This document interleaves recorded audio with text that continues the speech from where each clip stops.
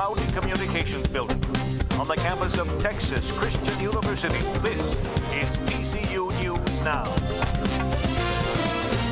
Hi, and welcome to TCU News Now. I'm Courtney J. And I'm Jessica Lawrence. Byram waits for the snap in the plate.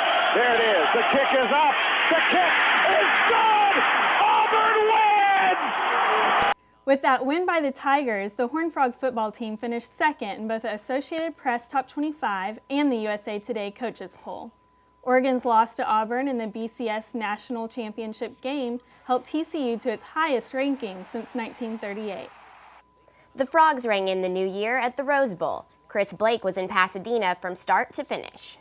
From the minute they ran onto the field for pregame warm-ups, the Horned Frog players and fans were pumped up in Pasadena.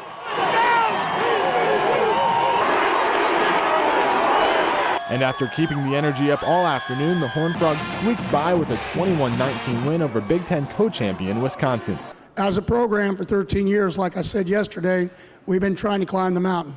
Today has been a climax of the last 10 years of what we've tried to get done. And today we can say for one day that we're the Rose Bowl champs. Senior quarterback Andy Dalton won the Offensive Player of the Game award after throwing for 219 yards and a touchdown, but it was junior linebacker and Defensive Player of the Game Tank Carter who made the game's biggest play with 2 minutes to go, batting down a Scott Tolzien pass on a Badger two-point conversion attempt that would have tied the game. After I blocked it down, it really didn't seem like that big of a play until it kind of sunk in. Wisconsin junior defensive end J.J. Watt emotional after the game. We know how much this means to everybody involved. With a 13-0 season in the books, head coach Gary Patterson was asked if his team felt left out by not getting a shot at the national title. I've never been a whiner. I've never been somebody that's been out there griping about how it is, and I'm not going to start now. Wisconsin head coach Brett Bielema couldn't resist questioning how the Frogs will fare after they move to the Big East.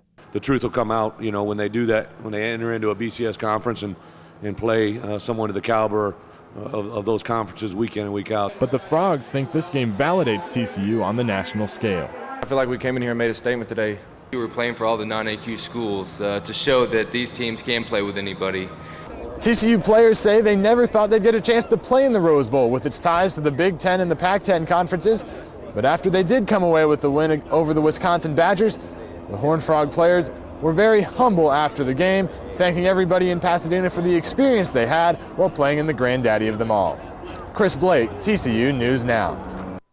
Football is not the only part of the weekend festivities in Pasadena. Madison Pelletier joins us in studio with more. Every New Year's Day, attention is focused off the football field and on the streets of Pasadena for the Rose Parade. This year's theme was building dreams, friendships, and memories. For 122 years, the Rose Parade has had flowers, bands, and many floats. But this year, the Rose Parade had a new addition, Horned Frogs. The main attraction that brought TCU fans to Pasadena was the Rose Bowl game. But the parade was another event that many fans said they would not miss because of its uniqueness.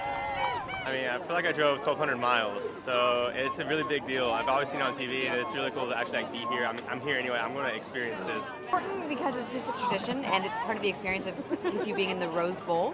I feel like we need to support our team everywhere we go this weekend. Every float in the Rose Parade must be made completely by organic materials. This includes seeds, stems, and of course, roses. All the little beans and all the little petals and leaves that are individually glued or whatever onto those floats. It's amazing. Each team participating in the Rose Bowl game has a float constructed for them. The design is planned for a year in advance, and the purple and the Horned Frog mascot were added after the game announcement in December. Whether it was the detailed TCU float or the history behind the Rose Parade, dedicated TCU fans said the parade made the experience in Pasadena complete. In Pasadena, Madison Pelletier, TCU News Now. So were there a lot of Horned Frog fans out there in Pasadena at the parade? Courtney, there were a lot more Wisconsin fans out there than there were Horned Frogs, but it was still a good showing out there supporting the spirit groups and the band at the parade. Great. Thanks, Madison. Well, head coach Gary Patterson's salary continues to climb. Patterson signed a 2-year contract extension that will keep him in Fort Worth through the 2018 season. It will reportedly pay him more than $2.5 million a year. Patterson needs just 12 wins to pass the legendary Dutch Meyer on the school's all-time victory list. Patterson isn't the only one benefiting financially from the football team's success. The TCU bookstore saw 4,000 people walk through its doors the day after the Rose Bowl. Store general manager Lisa Lewis says the most popular apparel included clothing that said champions, perfect season, or undefeated. TCU is receiving a record-breaking number of applicants for the class of 2015. The university has received almost 16,000, with at least 2,000 more projected to come in before the February 15th deadline. The school's goal is to have a freshman class of 1,800 students.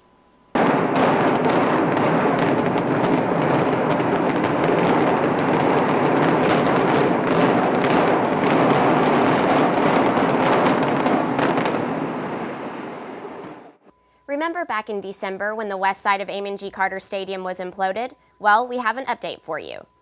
That pile of rubble is scheduled to be cleared in 1 week, and piers to support the new upper deck in the north end zone have been raised. The stadium construction is scheduled to continue throughout the 2011 season and to be completed for the 2012 home opener against Oklahoma. The ticket office is hoping for a boom of its own. After back-to-back undefeated regular seasons, the athletics department hopes that football season ticket sales will increase to more than 20,000 for 2011. With construction underway, athletic director Chris Del Conte says single-game tickets could be limited to 10,000, but that students will always have a place in the stadium. There's a different construction project on campus, and it's creating even more parking problems for students and faculty. You may hear it. The sound of construction on the new Bright Divinity School building. But you may also hear complaints. It's kind of a pain. I think it's pretty bad. It's an inconvenience. Commuters, students, and faculty are frustrated again about fewer parking spots on campus. I have to leave my house like 40 minutes early now. Rounds and rounds. I'd get lucky every now and find one in 5 minutes. Rounds and rounds. Sometimes I'd drive around for 30 minutes. Usually I end up parking in the neighborhoods because there's never enough spots. Park on just someone's street in a neighborhood, you know, in front of someone's house. Usually I end up parking all the way back there. It's an even longer trek than actually walking from my house. I live, 2 miles away from campus, and yet I find myself almost walking a mile to get to my classes. If I had known that before coming here, I probably wouldn't have gotten a parking permit because the number of times that I've actually been able to park hasn't been that many for how much I paid for it. Honestly, my biggest thing is we're getting a brand new stadium and all of that. When other schools like SMU have parking garages already, why aren't we using that money for something practical? Well, Parking and Transportation Services says it's already received complaints about the parking situation. The project is scheduled for completion in February 2012, but they hope to finish by December. A TCU student will represent the state of Texas at the Miss America pageant in Las Vegas. Junior broadcast journalism major and Southlake native Ashley Melnick won Miss Texas. Melnick chose autism as her platform because of the impact her autistic brother has had on her life. The pageant is January 15th at 8 p.m. on ABC. Thanks for joining us. I'm Courtney J. And I'm Jessica Lawrence. We leave you with the sights and sounds of the Rose Bowl weekend. The great state of Texas has invaded Southern California. How about it?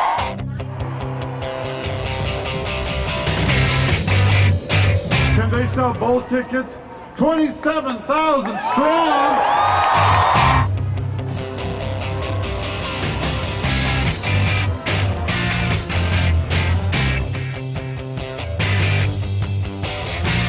Everybody keeps saying, oh, how cool, this is the first time TCU ever went to the Rose Bowl. Wrong. This is the first time TCU ever won the Rose Bowl.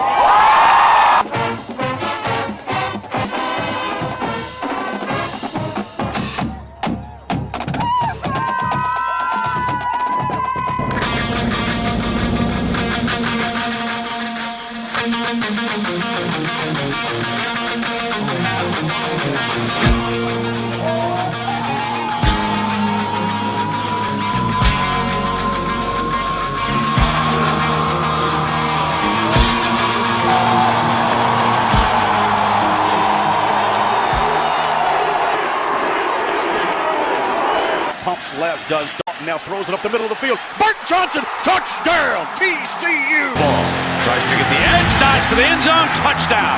2 points away from a tie. With 2 minutes to go, the two-point conversion. Monty ball to the left. Tolzien, set fire, knocked down. Tate Carter, knocked it down.